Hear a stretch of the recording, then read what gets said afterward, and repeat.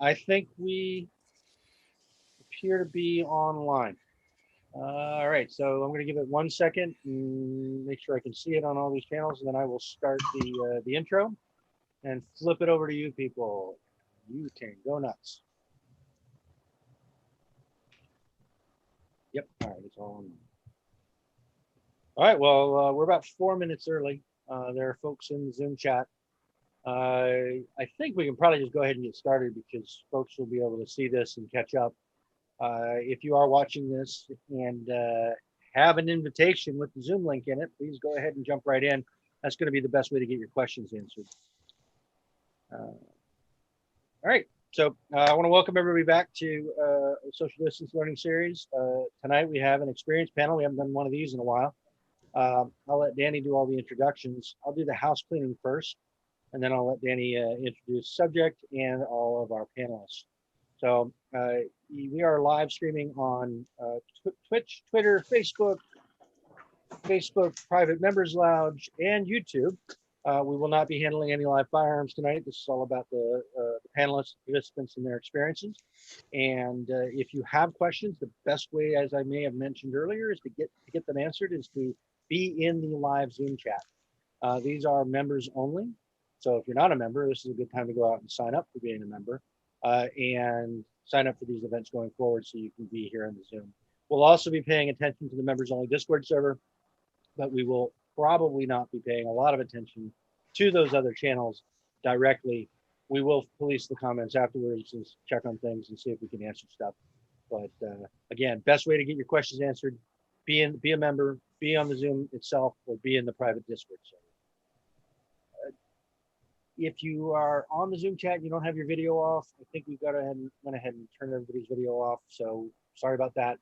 Drop your questions. We got Lonnie and myself and Danny are moderating this evening. So we will pick your questions up and we promise to get to them all. These things usually run about an hour, although the experienced panels run a little longer. Danny, without further ado, I want you to go ahead and introduce the subject and our lovely panelists. Yeah, thanks everybody for joining. Our experience panels started 11 months ago at the our virtual annual meeting that we had during COVID, and that started with the Women and Firearms panel. And since then, we've had a handful or almost two whole handfuls of very successful and enlightening experience panels. And as the national events coordinator, people kept bugging me for an LGBTQIA plus channel or experience panel. And I had a hard time getting it together. I had two volunteers who were always with me and said, whenever you're ready, we'll do it.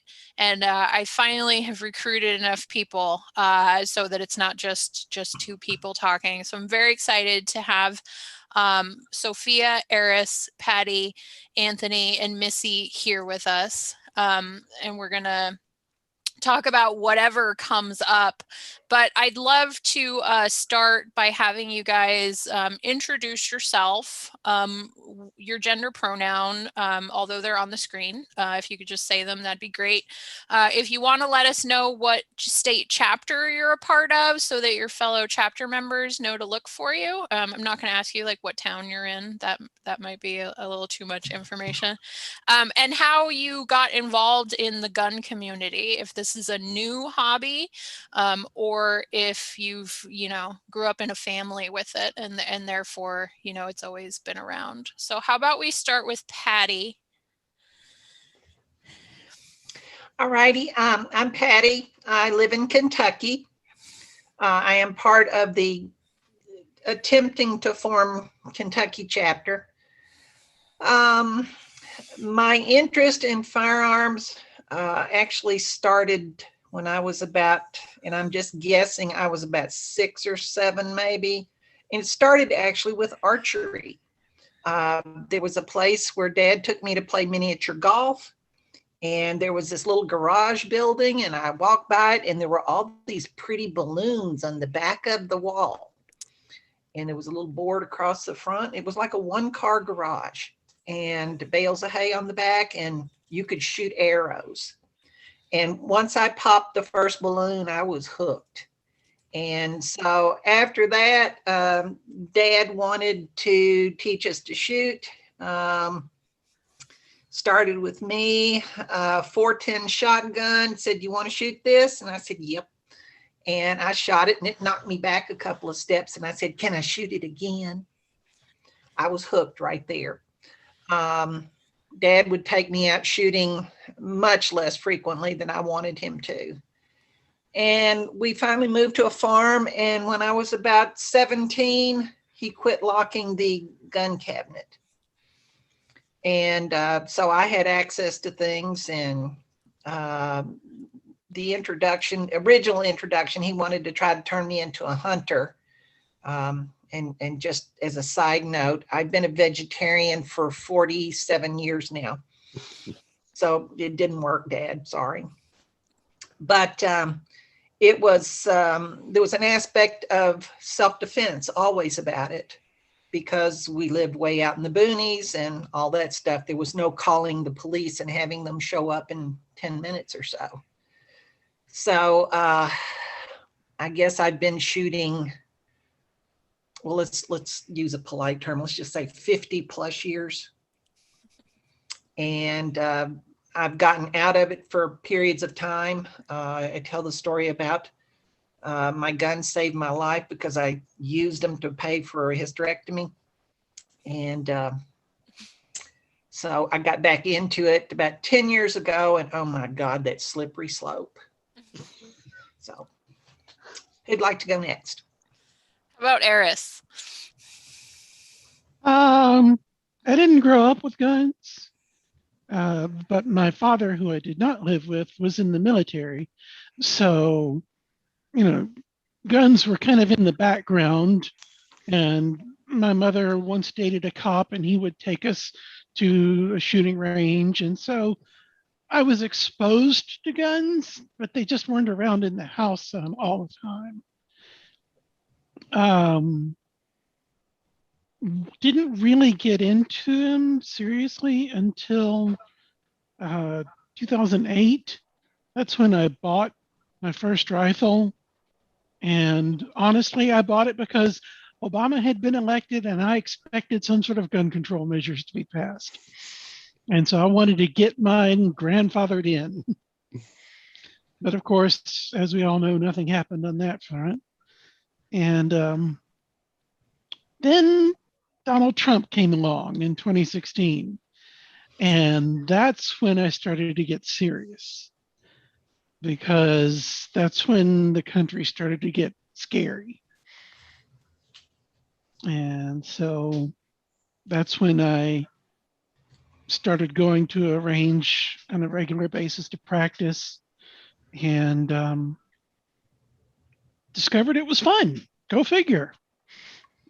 So started buying more and more guns. There's that. Anthony, how about you?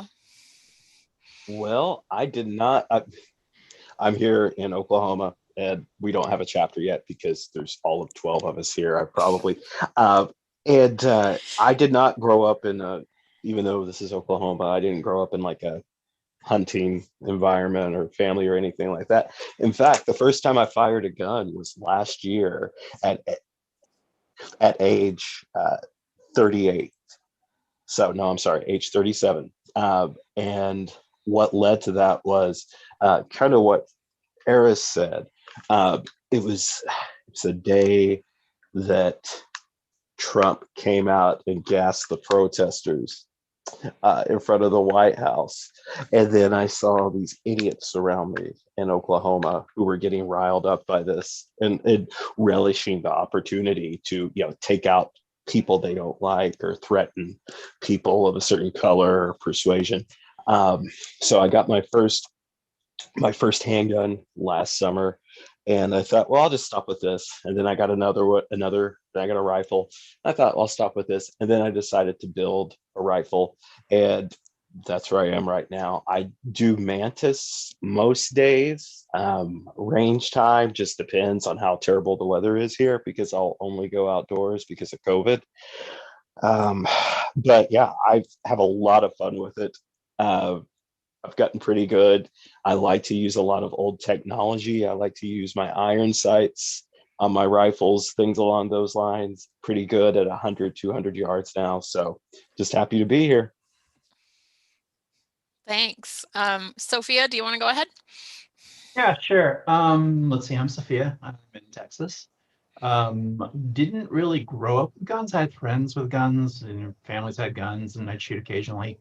Really didn't get my first gun until about 8 years ago, and part of the reason was Gabby Giffords.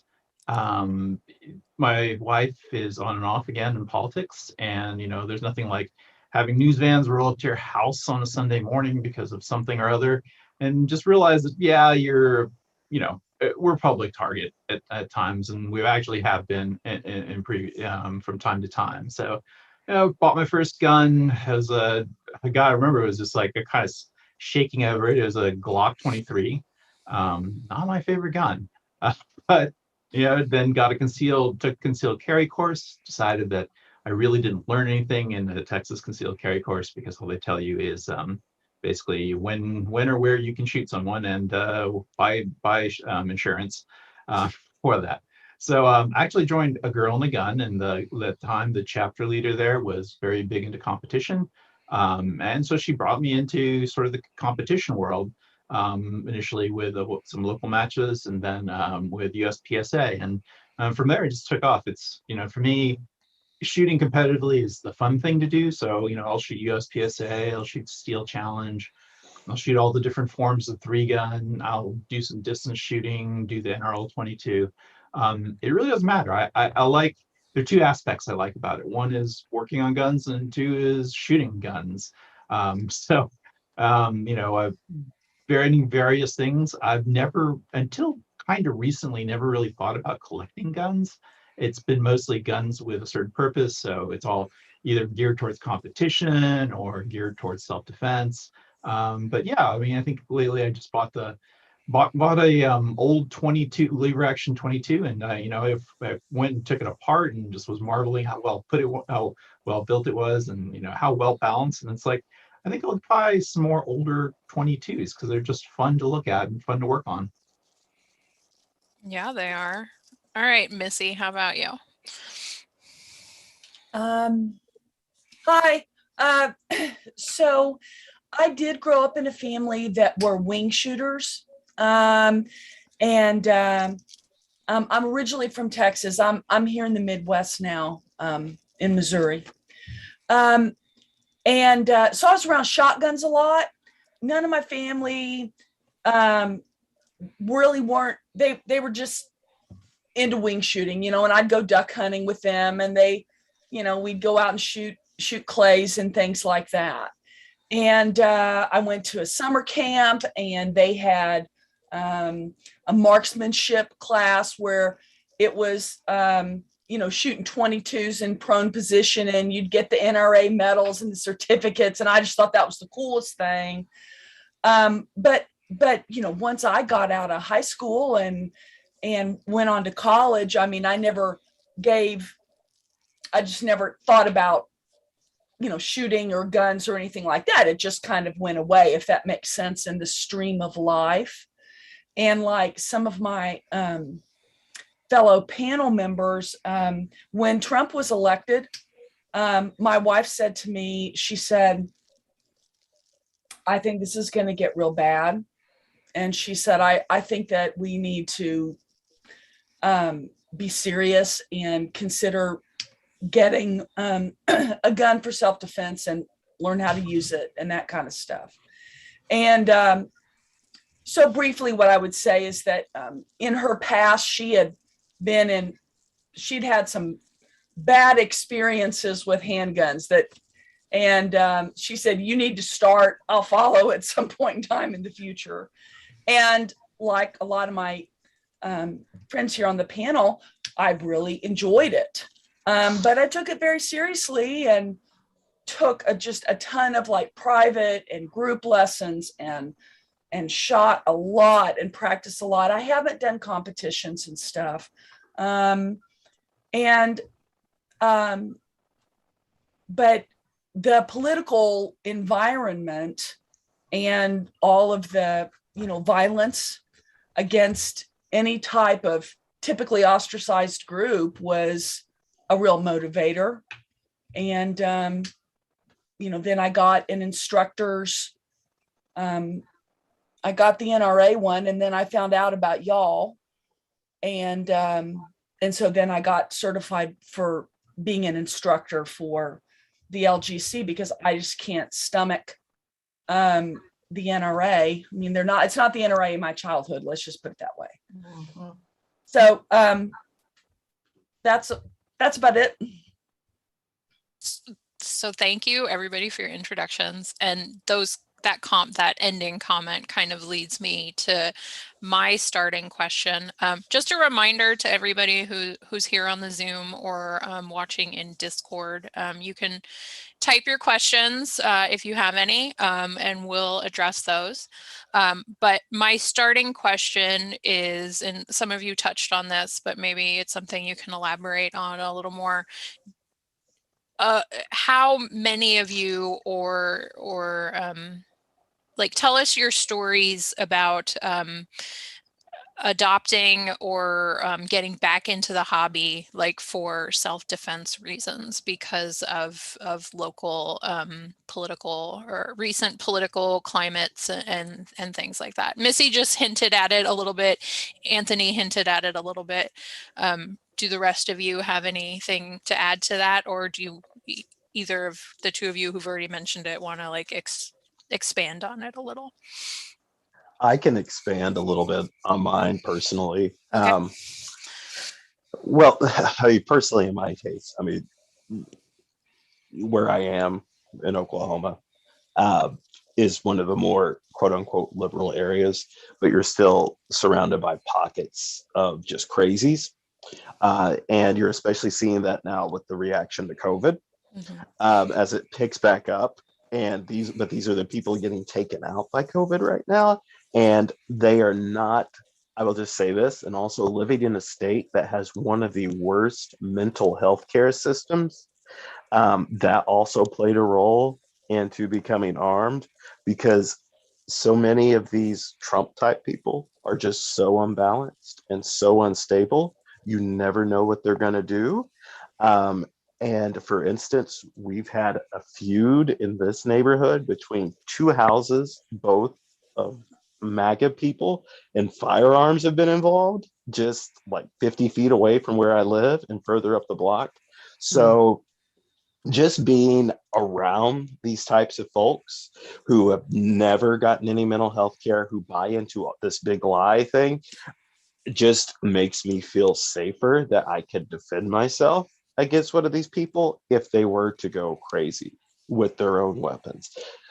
That's kind of a sad thought to have, or a disturbing thought, but it makes me feel safer. And it's just a general overall atmosphere of permissiveness that the last administration gave all of these people to go nuts is one of the reasons why I feel it's important personally to be armed and able to protect myself. Anybody else? Yeah. I mentioned that, I had guns for a while, but didn't really start getting into it till 2016. And there was one incident during the election campaign that really struck me and that inspired me to get a concealed carry permit. And that was a guy named Tracy Murphy, who was at the time a candidate and now is the sheriff of Denton County here in Texas. That's Dallas, for those who don't know. Mm-hmm. And he went on record saying that if he caught a transgender woman in the public restroom with his daughter, he would beat that woman unconscious and put her in the hospital. Now, this is the guy who's trying to be the top law enforcement officer in his county. Mm-hmm. And if that's the kind of person who's supposed to be defending my rights and standing up for me, then I need to carry a gun so that if I run into him and he comes charging into the restroom, then I can stop him. Mm-hmm. And that was I mean, there was a whole bunch of stuff going on in the election, of course, but that was the moment that just crystallized everything in my head, that I could no longer consider the police to be a source of safety. Got to be able to defend myself then. Anyone else? Yeah, if I can follow up on that too. It's been 4 or 5 years ago, but someone perpetrated a hate crime against me. As near as we can tell, it was a person in my neighborhood. While there was no physical violence in it, they sent me a letter, and the letter was written as if it was being sent to everyone in the neighborhood. And it was like, we want to tell you about this person. She's a homo. And I mean, I had told a couple of people in the neighborhood that I was a lesbian, and I don't know if it got to them or whether they saw me hug somebody or kiss somebody or what. But anyway, they had me investigated by a private investigator, and which they found nothing, And they took the fact that I had one time lived in one city in Kentucky and moved to another city in Kentucky. And they say, she's probably hiding from something. Pedophiles often do that. So, it scared the heck out of me when I first, read this letter and saw all these things.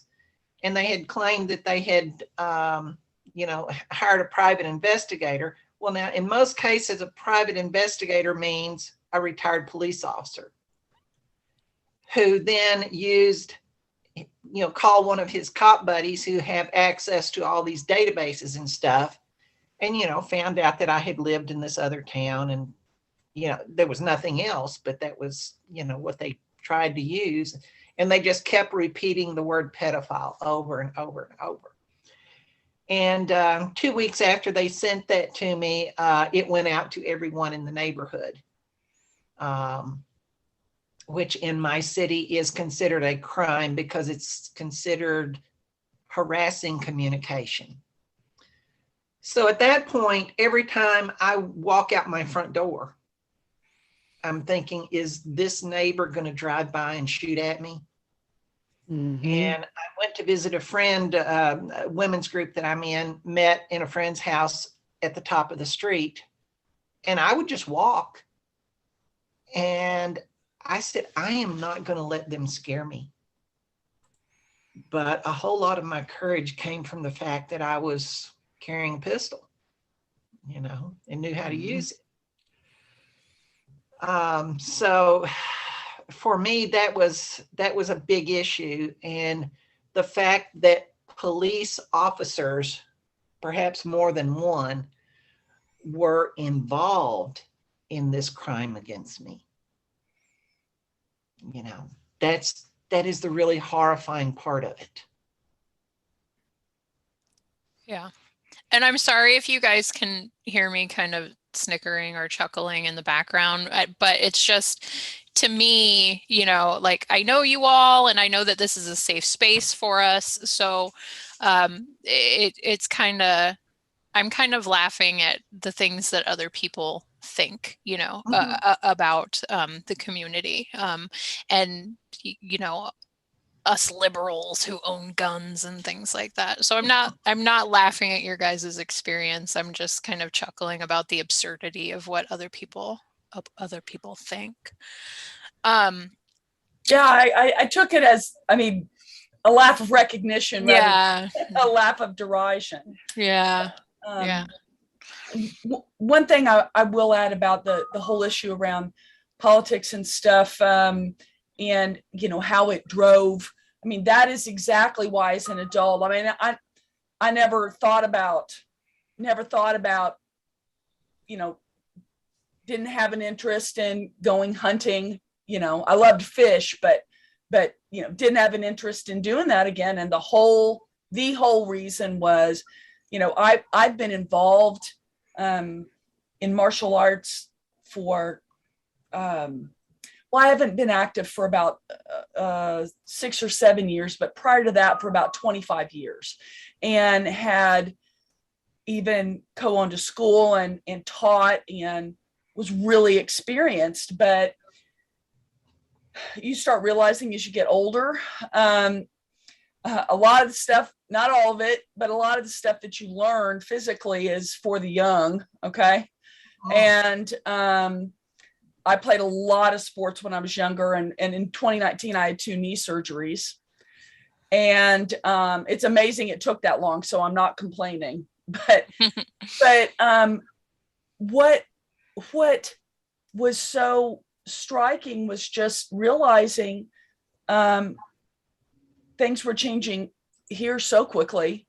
And that word that you used, Anthony, permissive environment, that there was a permissive, people were getting permission from the highest halls of, government, whether it be municipal, like you experienced, Eris, and this feeling of this kind of run rampant kind of freedom kind of thing. And I went and got my concealed, carry permit, like Sophia. It's not much instruction. So if you're serious about self-defense, you've got to practice and get lessons and things like that. At least that's my opinion. But it is a sad commentary when someone's basically saying a bunch of bullpucky to you because of who you are, who you love. Used to just be words, and it's like not, the stakes have gotten too questionable, that, it's escalated. So anyway, I don't want to yammer on. Well, I'll have to agree. I mean, but even before, so like I got a gun mainly because, it's being married to somebody who is in politics means you're in the public eye, and things like what happened to Patty, during an election, people being trans, they were trying to dig up our marriage records. They were sending flyers and sticking in mailboxes and all sorts of things like that. So, I mean, you're an open target, and, I live my life as an open book. I mean, I don't care if anybody knows that I'm trans. I don't, it's not something it's a big deal to me. But people are hateful, and there was a definite change. And, I compete a lot.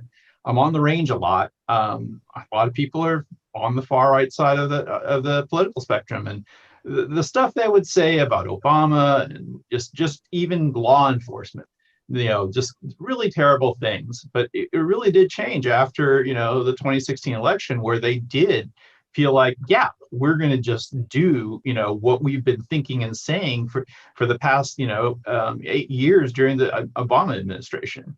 And so it's, so, I mean, like, politics played into my decision on, buying a firearm, learning to, shoot a firearm, practicing. Parts of it are fun. I'm also an NRA instructor. There are a lot of things I do like about it, but, the primary reason was for really self-defense, defense of my family, defense of my home. It's to me, it's crazy out there. I mean, I always carry, I carry a gun I carry a rifle in my truck when I'm driving around and taking long trips, because I just don't know what's going to happen. And I just don't trust people enough, that they don't have some sort of bad intent once they figure out, like, oh, you're one of them. Mm-hmm. Thanks everyone for sharing. I live in California, and so it's interesting to me to hear your guys' experiences, and it leads to one of our first questions. So most of you live in red states or states that are more traditionally red. I see the nods going. I love it. So do you think there's a false sense of security for folks who live in more blue states than those of you guys that live in red states? I mean, do you think or know that maybe it's easier for people who live in Massachusetts or New York or California or Washington or, places like that? Do you think you guys have a harder time than other people? I don't. Here's the difference. A lot of the ones around here are just a lot of the people that you would be defending yourself against. Like you're talking about people at the range and things along those lines. Once they find out that you have some way to defend yourself, or that you know something about a way to defend yourself, especially with firearms, they get very afraid of you and they leave you alone. Because here, and especially in this state that is so uneducated, the assumption is that if you are a liberal or someone on the left, you have no interest in owning a gun. You will not want a gun. You will never even fire a gun. You're afraid to even pick up a gun. When they find out that you have the political inclinations that you do, or the affiliations, and then they find out that not only are you okay with guns, but you own them and you might be kind of good with them and know a thing or two, that changes the dynamic in a place like this. In blue states, from some of my other friends, what I've heard, you get people that are on the far right and they feel so outnumbered that sometimes they will take more radical action and be more pestering and harassing just because they feel so outnumbered. It's a psychological thing. Neither situation is good, but I would almost rather be around the dumb people that are just going to be afraid of me because they see that I've got an AK shell casing hanging around my neck on the necklace, but coupled with other things. It scares them here and it frightens them because it breaks their brain. And in blue states, I don't know. And in a blue state, I wouldn't be able to have some of the stuff I have, most likely. Mm-hmm. So it's a trade-off for me personally. It really depends. I mean, here, like I said, I spent a lot of time at the range. I spent a lot of time with people on the politically far right. I never get harassed at the range. Why? I've got a pistol and like 80 rounds on my belt at the time. But I also spent about a year in a fellowship. Shot a lot at the Richmond Rod and Range or Real Range club over there. And yeah, I mean, I noticed people are a little bit more lax in California. So that I don't know whether it's, it's a false sense of security, but I really didn't feel as much, sort of the far right type thing. Even people who you were probably fairly conservative, they kept their opinions moderated. They didn't say the kind of things they say here in Texas, which were just blatantly racist or homophobic or transphobic.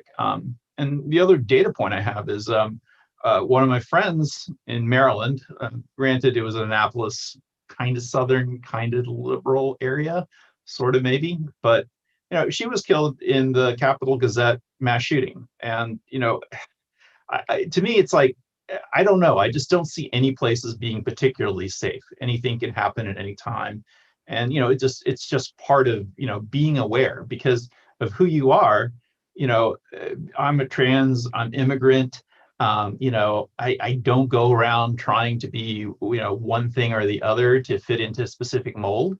So I always feel like I have to be prepared for, the worst situations, and somebody wants to have the worst day of their life. It's a good way to look at it. I do think that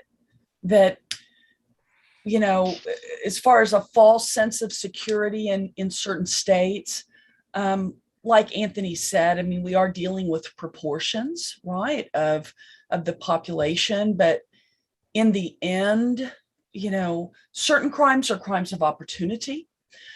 Certain crimes are crimes, hate crimes are crimes that sometimes can intersect with opportunity. and animus, right?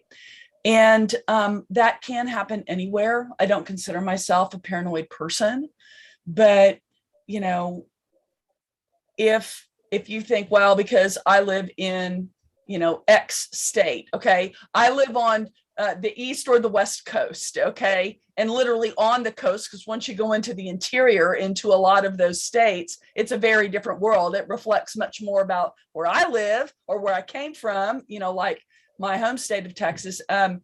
So that is, there may be some truth to it. However, when it comes to defending yourself, it's about awareness. Number one, it doesn't matter what tools you have with you. And so read The Gift of Fear by Gavin de Becker. That would be my advice to you. That's the first thing you do before you even think about carrying a weapon. But it can happen anywhere. And, you know, some of the most virulent people who were involved in the insurrection were not from red states. They were from blue states. So it's everywhere.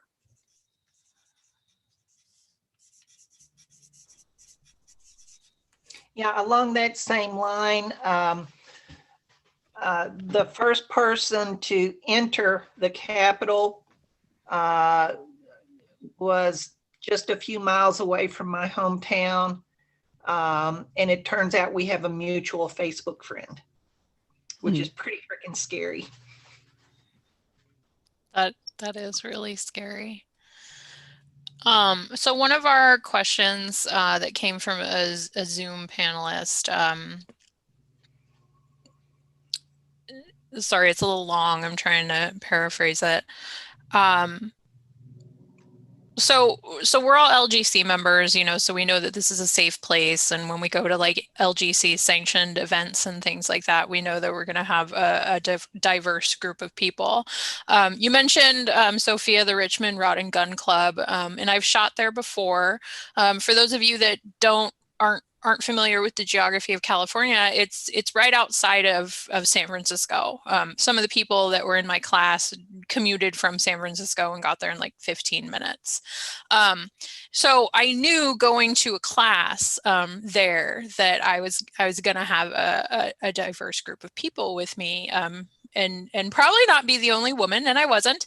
But one thing that stood out to me was that someone in the class was trans, and the instructor kind of seemed a little bit oblivious to that, which made me uncomfortable, and I wasn't even, you know, the person who was being identified improperly. So it kind of made me interested in becoming an LGC instructor, just in hopes of being somebody that was more sensitive to what other people are going through, and the fact that not everybody's there for the fun and sport of shooting, but also because, you know, some people really are only into shooting. They're only interested in guns and shooting as a form of self-defense, and maybe they're still a little tentative about that. So this person that posted the question said that they are interested in reaching out to traditionally marginalized communities, and they want to know what tips you might have for them as an instructor, to help those who are unarmed or unfamiliar, and people that don't or can't or are worried about going to like NRA trainings. Like what tips do you have for us? Or what things have worked really well for you in a class, or reaching out to your friends or things like that? Anything you can add to that. One thing You're fine. One thing that I would mention is that the local chapter here in my city of the Pink Pistols recently, this was before the Delta variant. It was just maybe 3 months ago when it was like another world. But they had a kind of a introductory kind of just a meeting at a, they were, they called and offered to just talk a little bit about like, guns and gun safety and those types of topics at an LGBT plus community center. And there were people who came. I wasn't able to make that particular meeting, but I'm sharing that to say that there were people that came. And I think that the purpose of a community center is to serve the community, and not everyone in the community, meaning if people don't want to come to that meeting, they don't have to, because there are varying feelings about firearms and stuff like that. So that might be one way that you could reach out if you're looking at, the LGBTQIA community. That might be one way that you could do that, is to reach out to community groups or community centers and offer to visit about it. Well, I started with a girl and a gun, and I did things with the chapter, being an instructor. For the reason why I became an instructor too, as well. So we would do things like breakfast and bullets, and people would come early in the morning, and we'd go and shoot for a while, and I'd work them through like the Winchester program, or help them with different things. So one-on-one, that I would do that. I left a girl and a gun mainly because the leadership was leaning a bit too far towards Trump than I cared to, so I left it. These days, mostly I just I do one-on-one training. It's usually pro bono. It's usually LGBTQIA or people of color. Things that I will only take one person on at a time, because that's all my attention can manage. I won't teach a class unless I have help. The other things I do as an instructor is I rent an entire, make sure they're okay if we pay for an entire bay. I don't like, working in a public range with stalls and other people shooting. That's distracting. I'd like to work with people one-on-one in a setting where they can focus, I can focus, and that's very, to me, that's very helpful in terms of getting people started. And a lot of times, it's they only really want to learn the basic manual of arms. I try to get them to learn the basics in terms of grip, aiming, sight, how to use that. I really don't teach any defensive techniques because I don't feel I'm qualified to do that. That's not my thing. But I do teach people how to, how to handle a gun safely, how to administratively unload and load a gun, how to shoot, how to hold a gun, how to aim, what your goal is, and, work with them to understand, with better marksmanship. So, like I said, I don't particularly teach anything in terms of self-defense, because that's not something I do. I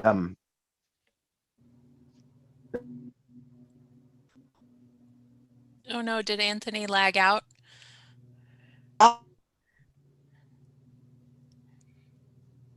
Did I lag out? There you are. Okay, good. Am I good? You are good. You sound good. Okay, good. The power here has been doing weird things along with the cable because we're having lightning. But what has worked for me personally, I know Danielle's friends with me on social media.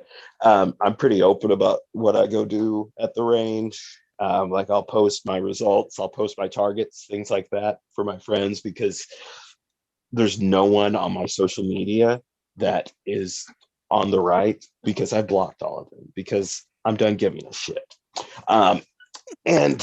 So I post that stuff all the time.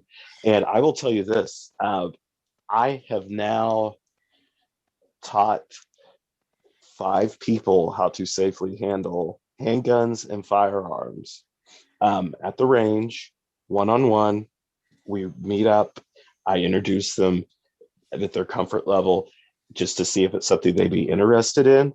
And all 5 of these people are former students I had under me at my previous job, and they are all LGBTQ plus or people of color, and they are all under the age of 25. And it all started because they saw that I was doing that, and they saw that, and they knew I was a safe person to learn that from. And so Mhm. they asked me, and so I took them out there, and 4 of them now have their own firearms, and 2 of them have gotten concealed carry. So that's another way to do it, just talking with people and letting them know that's something that's a hobby of yours, because one of them, it planted a seed, and it took them a year to get back to me and ask, can you take me out and show me this? So there we go. Yeah, if someone is looking to present guns to non-traditional groups, I'd say one important thing, because it was certainly important to me, is make sure people know there's not going to be any politics involved in your discussion, because that's just the big turnoff in a lot of instruction, is people bringing politics into it, especially, of course, right-wing politics. But really, any politics, just leave it out. It's not relevant to gun safety. It's not relevant to marksmanship.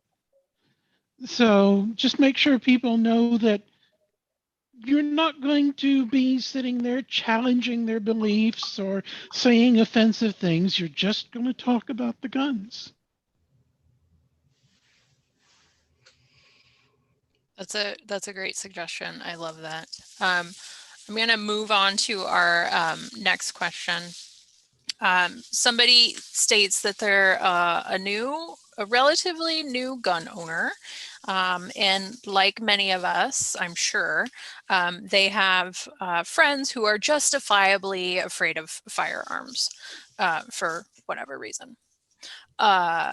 They've found it difficult to speak with many of their friends about guns, even though many of them are afraid of right-wing reactionaries. But this person has found that having firearms has given them the confidence to take their power back. And they really would like to share that with their sometimes apprehensive friends. So how do you, if at all, talk to your friends about firearms without making them feel uncomfortable? And maybe because you identify as a member of one of these traditionally marginalized groups, do you find that maybe they listen or are more receptive to what you have to say?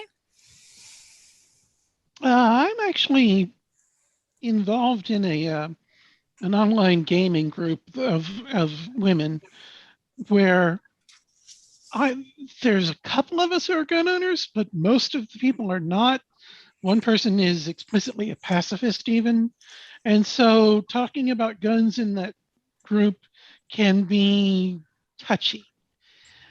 But at the same time, I found that as long as you're not getting in people's face about it and saying, oh, you need to do this, then it's okay to mention it from time to time. It's like I'll mention in the group, oh, here's this funny thing someone posted in my gun group, or just something like that. And just let people know that I am a gun owner and I'm not going to bite your head off, and I'm not going to be a MAGA Trump supporter either. And the one person in the group actually did reach out to me before the election. She was thinking about getting a gun, and we talked about it. We talked about different guns, and I made it clear to her, look, I fully support you getting a gun, but you got to understand this is not something that's going to be a magic bullet. You're going to have to train with it.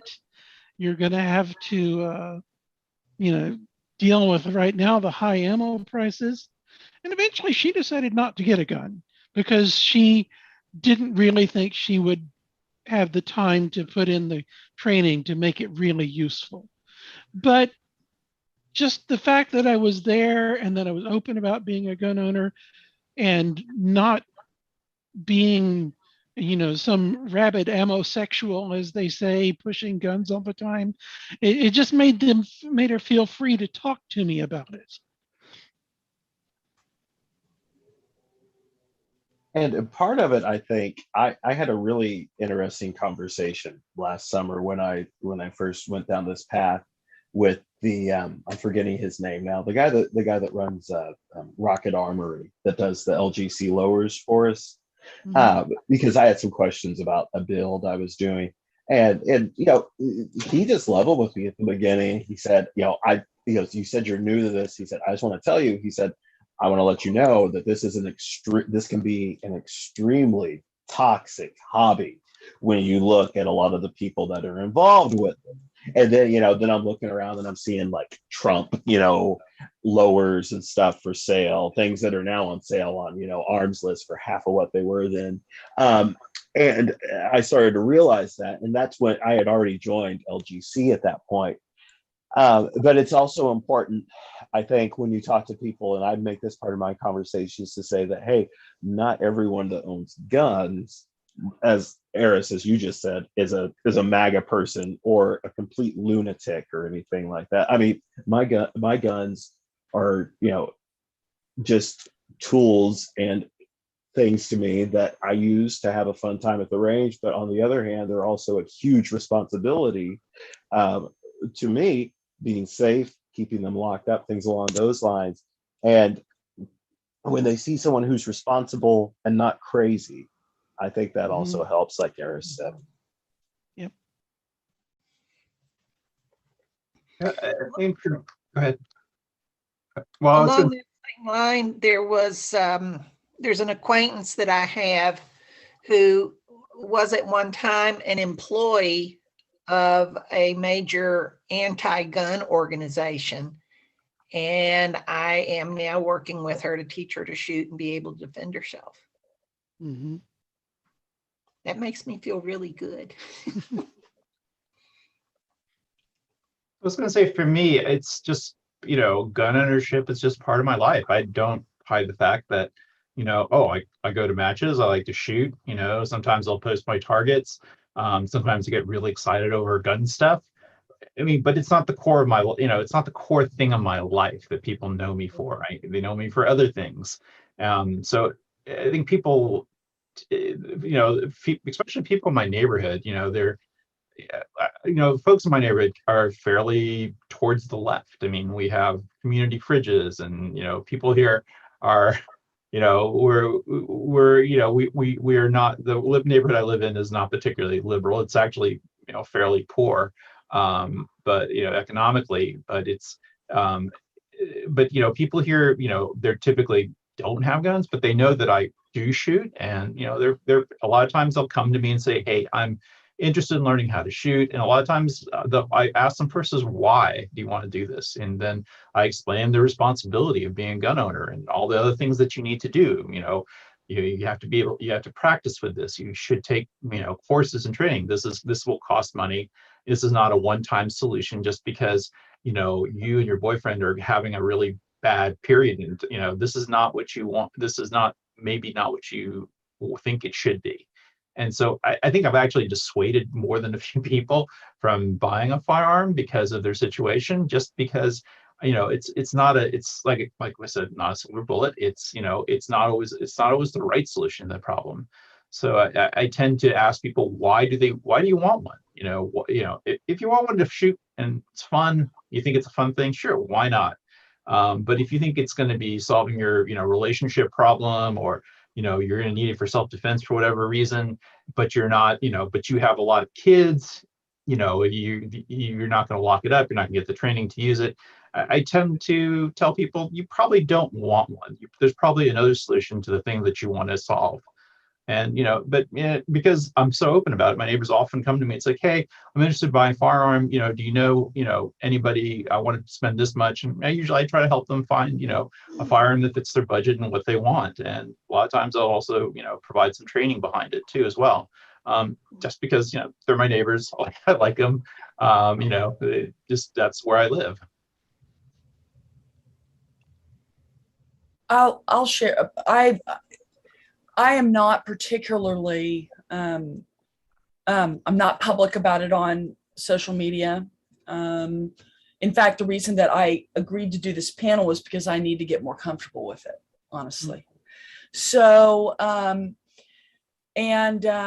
keep it, our next door neighbors, I mean, they took a course from me, they were kind of relieved when they found out that, you know, we had guns, and they're always locked up at home and all that kind of stuff. And you know, the thing that is difficult is,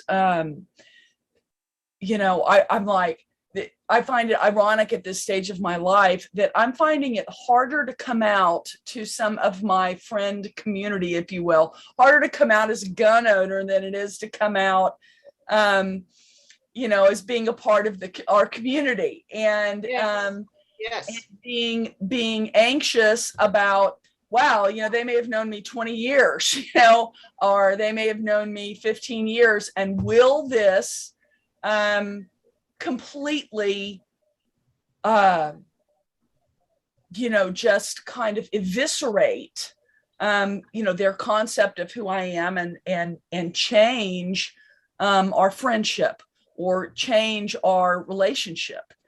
And so that is definitely kind of something, you know, interesting that I'm struggling with. So I certainly am not full of a lot of answers, other than to say that you know, politically, you know, the people that I hang out with, the people that I go to church with, the people that are all, you know, very liberal, and many of them are, you know, pretty anti-gun and, you know, things like that. And I don't have a problem with that per se, at all. I mean, the most salient point to me is that, you know, guns are the biggest source of death, and it's called, you know, it's called suicide, right? So you have to have safety, and like Sophia was saying, why, right? And so all I'm saying is that is hard.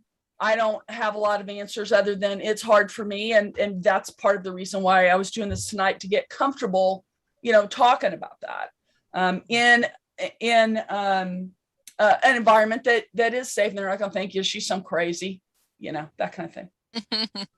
I remember, I like that you said that, because I remember one of the first times I talked with Patty about a year ago, she said to the group of us women talking, she said, I've always been more afraid to come out as a liberal to gun owner, you know, to the gun community, than I have been to come out as a lesbian.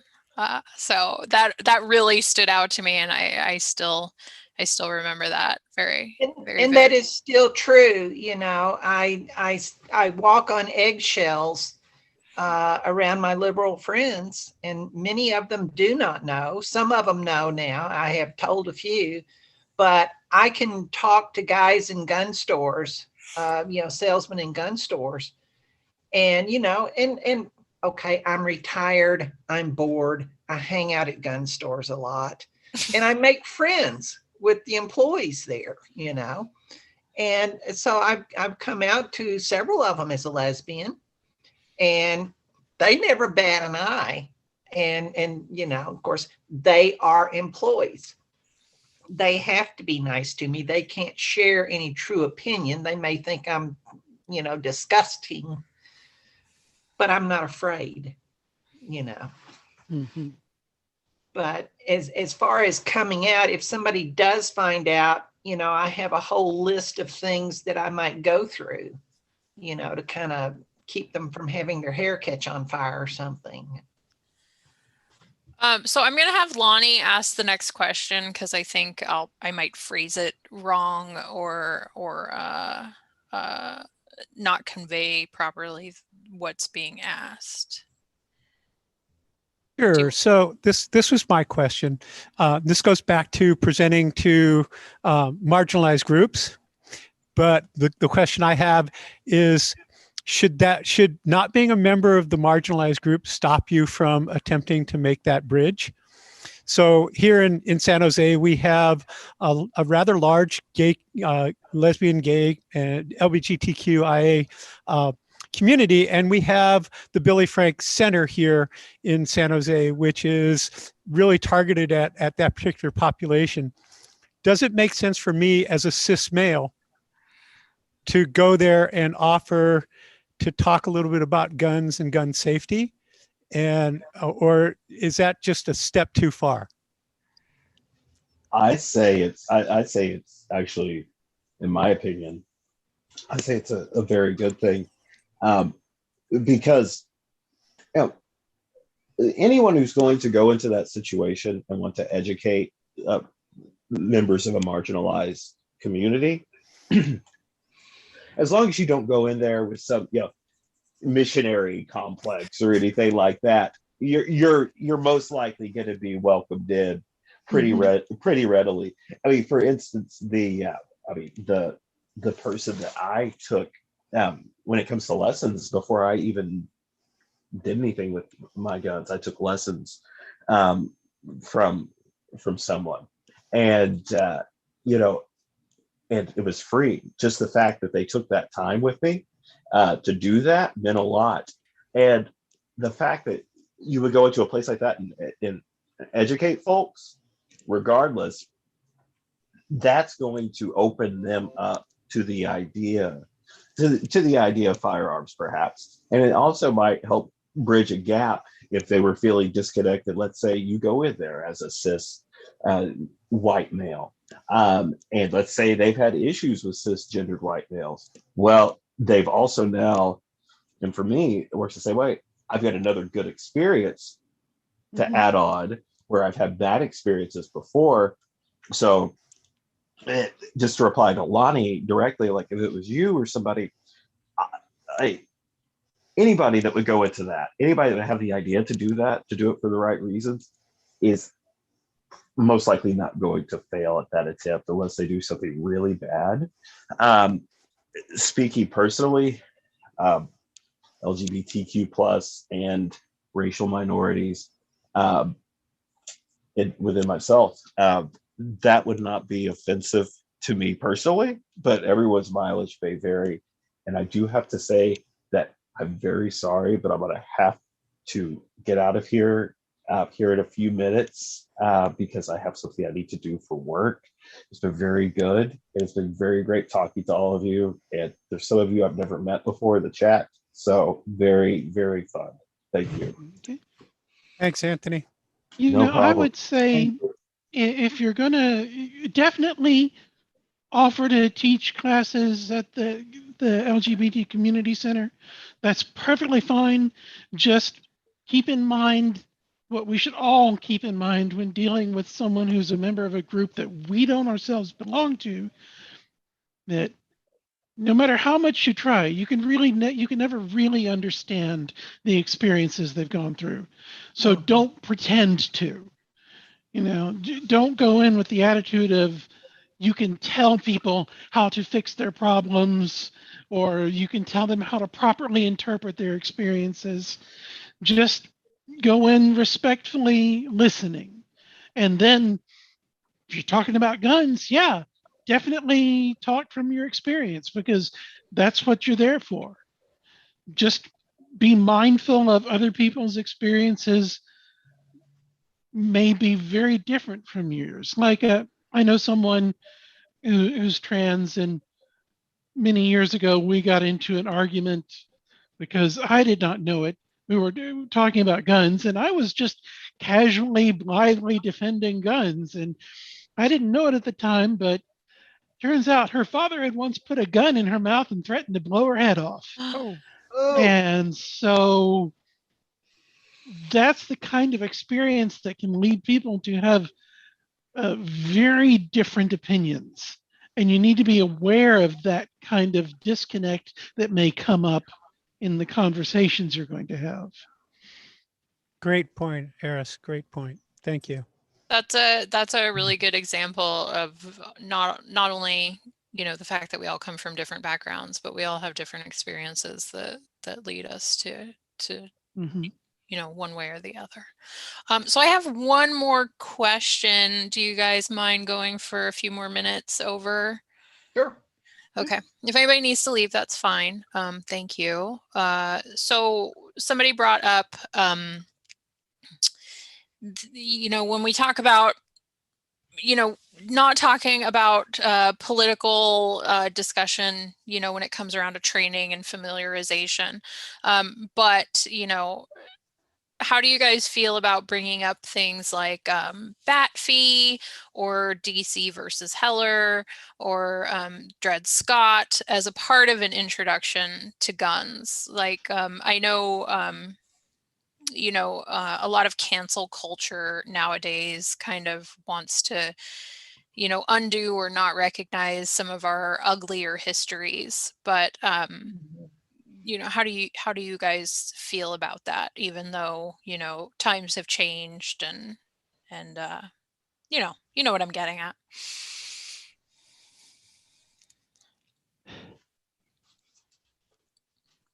Any opinions? Sorry. I might not be conveying the question properly. They said, I think that it's important, but also does not contribute to aiming and grip.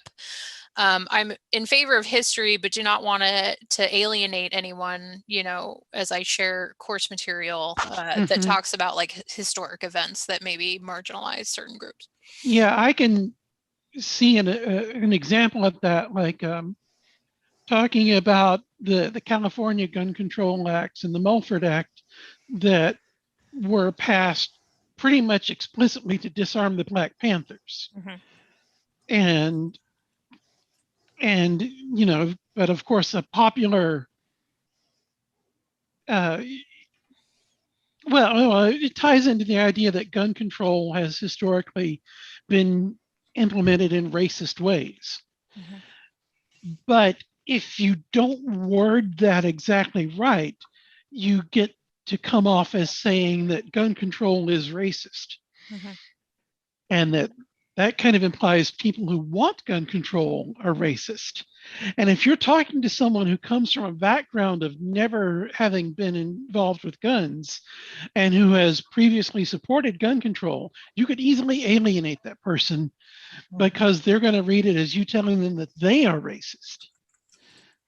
So, yeah, talking about the historical context, it needs to be done delicately. I don't really know how to go about it, but it definitely needs a sensitive approach.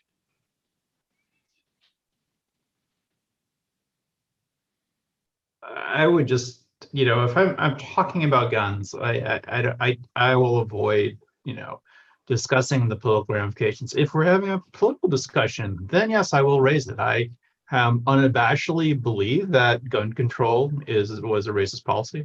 Marijuana too, as well. Most marijuana laws are racist. I'm not afraid of offending people or shocking people. These things are. Come on, inside. Sorry, hold on, Lonnie. You're not muted. Sorry, my dog just decided he wanted to come join us. I thought that was a dog talk. I'm like, my dog's not in the room. I'm like, oh, that's somebody talking to their dog. Yeah. All right. Go ahead. So to me, it's like, if we're going to have a political discussion, I'm going to say my piece. I'm not going to be delicate about it. I see history in a very different light than most people because of my experience and where I came from. I mean, most people have been taught that the Philippines was liberated by the U.S. and it was, and the reality is it wasn't. Why does the U.S. Army carry 45? It's because it was used to suppress Filipinos. And at the end of the Spanish-American War. So I am more than happy to educate people if it is going to be a political discussion. If it is going to be a discussion about gun handling, learning how to shoot, leave the politics out. That to me is not part of it. But if you're having a discussion over something else it's like, should you have a gun? It's like, yeah, I'm very happy to engage in that. Yeah, I'd say if you're going to bring up historical things in a normal gun class, make it very light trivia and just leave it at that, because otherwise it does get political. And that's something, like I was saying earlier, that's probably best avoided. I mean, if you look like Appleseed classes, they do a lot of rah-rah, Revolutionary War stuff, which is great because, the bad guy was super clear, right? We'll leave aside all the other stuff that went along with it, but, they do an okay job of it and not a terrible job of it. But beyond that context, it's really difficult to talk about, modern gun policies and politics without it being, a minefield. Well, and if you feel like that you'll be visiting with people and sharing with people your knowledge about guns to help kind of mentor them and help them learn about gun safety and how to hold a gun and how to do these things that we're talking about, I just can't encourage you enough to go ahead and get some type of instructor certification. Now kind of having 2 certifications myself, frankly, the NRA does have their material is good. Now I've seen the liberal gun clubs, because now, a few months ago, I got certified with that. And I can tell you it's excellent. Neither of them bring up any of this kind of stuff in these none of it is in there. And anyway, none of it's in there. And because it's not relevant to that individual conversation that day. And so if the conversation's going that way when y'all are visiting with people or whatever, I would just follow someone's, get certified. It's not hard. And it's not terribly expensive. And get certified, and then you will have a course to follow. So if someone tries to take you down that path, you can easily re-steer it because you're following a curriculum, if that makes sense. And that gives you an easy out. Totally agree. Thank you for those. You brought up some points that I hadn't thought of before, so I think those were great answers. It looks like we lost Anthony. I know he was having some lightning. I want to direct your guys's eyes to the chat if you haven't looked at them. Everybody's posting a lot of appreciation for your comments and opinions and for having this topic. So I want to thank you all for your participation today. Again, this was many months in the making, so I'm glad we finally got it up off the ground and rolling. This video will be available on the Liberal Gun Club's YouTube after some minor edits, usually just to smooth things out. So if you want to share them with anybody or look at the past ones, those are up there as well. So thank you everyone for everybody who showed up in Zoom and all the great comments we got on Facebook, which were more support and thanks as well. Thanks to Lonnie for helping with the questions and Ed for making sure everything ran properly. So Sophia, Patty, Missy, Eris, and Anthony, thank you so much. It was a pleasure to have you here. And now I'm going to pass the mic to Ed so he can fade us out. I think the thunderstorms have subsided, so I should be able to stay online this time. I want to echo that. Thank you, folks, for showing up and sharing this, and keep an eye on your social media. Sometimes people who decide to speak on our behalf get nasty comments, so hope you're ready for that. I do want to point out that if you're not on the Discord server, there's a link in the channel in Zoom. You have to be a member, but announce yourself when you get there, and we'll make sure you get to the right place. Danny, thanks so much for making sure this happened. We fell off the wagon with the experience panels there for the last couple of months, but I'm glad that this finally happened. So thanks again. You guys have a great evening. I'm not sure what we're doing in 2 weeks. I think we're starting to move these to every 2 weeks at the earliest. Again, I think people have got a great deal of Zoom fatigue, so making folks show up every week, it's been a heck of a year and a half. So if it looks like we need to pick the pace back up, we will, but I think the next one's probably in 2 weeks or so, and we'll throw it out on the website. Go to membership.theliberalgunclub.com and click on events and keep an eye on that calendar. On that note, I think I'm going to go ahead and kill the stream. And we'll see you in Discord. Thanks, everybody. Thanks again.